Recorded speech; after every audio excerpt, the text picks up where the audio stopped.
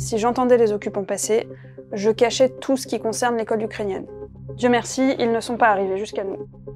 Marina et ses enfants ont vécu 3 ans sous occupation russe, dans la région de Kherson. Les écoles ont échangé leurs programmes scolaires contre ceux du Kremlin.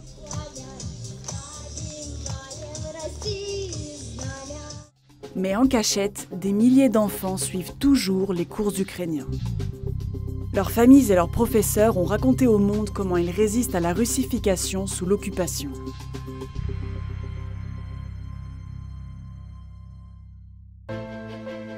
Drapeaux et ballons aux couleurs de la Russie, l'école 41 est inaugurée en grande pompe. Nous sommes pourtant en Ukraine, dans la ville occupée de Mariupol. Cette école a été bombardée en avril 2022. Et désormais, ses élèves suivent le programme russe. Les nouveaux manuels scolaires étalent la propagande de Moscou sur la guerre. Les Ukrainiens sont accusés d'être des nazis. Plusieurs générations d'Ukrainiens sont élevés dans la haine de la Russie selon des idées néo-nazies. Et la carte de la Russie inclut plusieurs régions ukrainiennes. Pour Vladimir Poutine, cette russification est une priorité. Я прошу правительство России и впредь уделять особое внимание интеграции школ новых регионов. Это один из ключевых вопросов интеграции. Mais pour cela, il a fallu d'abord s'assurer de la coopération des enseignants, de gré ou de force. Comme à Novakakhovka. En 2022, Irina Dubas y dirigeait une école. Après l'invasion, le nouveau maire veut la convaincre de passer au programme russe. Казав про те, що діти не винні в цьому, це політика.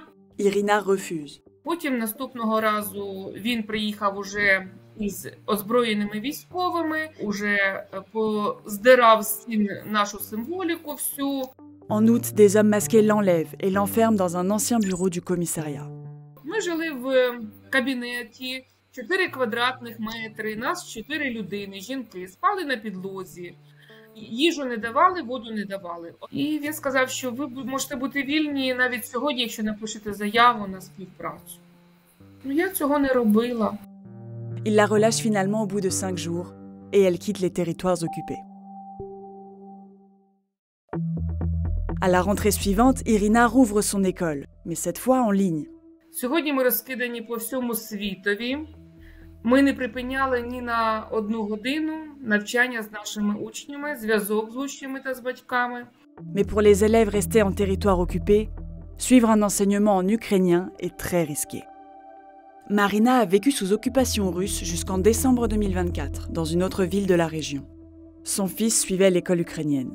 On a eu de la chance, entre guillemets, car notre ville était basée sur la ligne de front. Les autorités, elles étaient basées ailleurs et vérifiaient moins les gens, les enfants, les documents, etc. Je faisais de mon mieux pour cacher ma famille des occupants.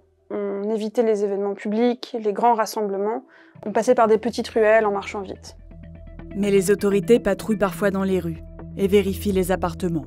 Si j'entendais les occupants passer, je cachais tout ce qui concerne l'école ukrainienne. En fait, je cachais tout ce qui concerne l'Ukraine, c'est leur bête noire. Dieu merci, ils ne sont pas arrivés jusqu'à nous.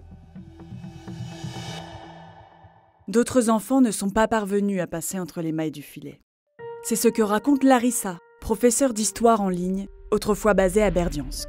Это тоже девочка-пятиклассница, она целый год работала с нами. Очень ей нравилось задания выполнять, очень активная была на уроках девочка. Un jour, elle a expliqué qu'elle ne pourrait plus suivre les cours. Пришли по поводу паспортов, и выяснилось, что ребенок не в русской школе. Ну, естественно, что родители получили там предупреждение и так далее, но нужно было, чтобы она ходила в русскую школу. Я у нее спросила, как? Вот тут девочка слезы, конечно, не могла сдержать. Она сказала, это очень тяжело.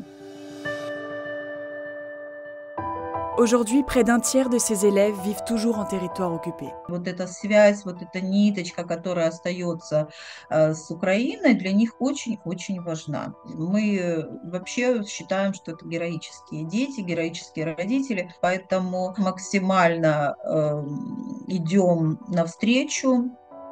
Selon une ONG locale, environ 40 000 élèves des territoires occupés continuent de suivre l'école ukrainienne en ligne en janvier 2025.